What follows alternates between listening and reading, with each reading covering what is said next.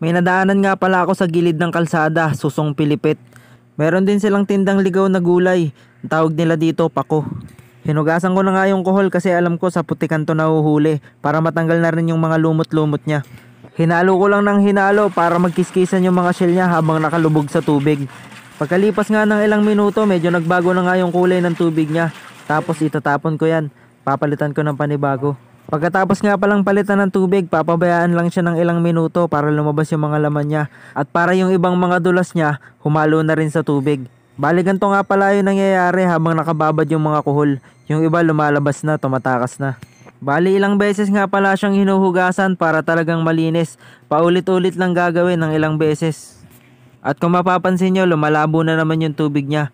Makikita nyo yung mga lumot sa tubig, humahalo na sa balahibo ko sa kamay. Ayan talaga yung inaalis ko. Medyo matrabaho, kaya bibihira yung nagluluto ng ganito. Kaya minsan sa mga ready to eat, medyo mahal ang order niya. Pagkatapos nga kumuha pa ako ng isang lagayan. Gugupit-gupitin ko na lang sana siya ng cutter kasi malambot lang naman yung shell niya. Kaso ang matigas yung cutter. Sinubukan kong magtanggal ng ilang piraso, kaso hindi ko talaga kaya. Medyo masakit talaga sa kamay kaya ang ginawa ko na lang yung tunay na proseso. Masusubok talaga ang tiyaga sa gantong klase ng ulam. At kung gagawin mo siya siguro sa labas na lang ng bahay kasi pagkatapos kong magputol-putol ito nagdadampot ako ng mga tumalsik. Kailangan talagang tanggalin yan kasi hindi mo masisipsip pag hindi mo tinanggal yung dulo. Naghiwa na nga ako ng sibuyas, ng luya at saka ng bawang. Hindi ko na tinanggal yung balat ng bawang kasi matatanggal din yan pagkagisa. At saka gutom na rin talaga ako sa sobrang tagal na ito lutuin.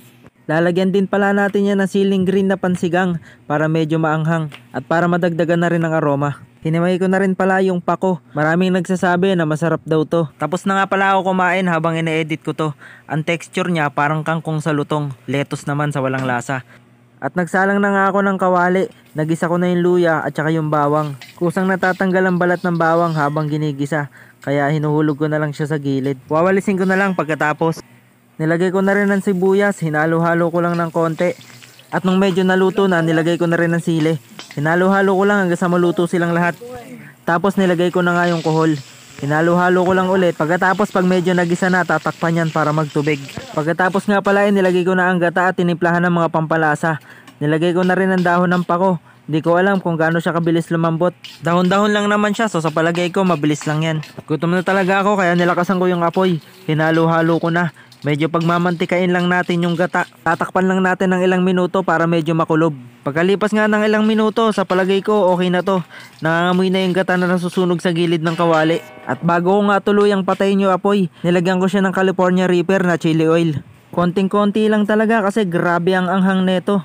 Hinalo-halo ko na nga siya ng todo. Gutom na talaga ako. At bago ko patayin yung apoy, pinakulo ko muna ng konti at saka ako tinikman.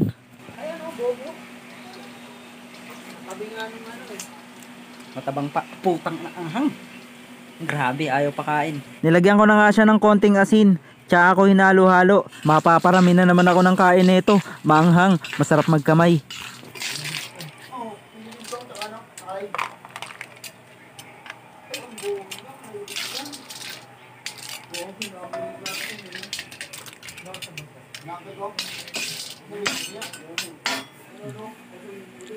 Init. Kain na.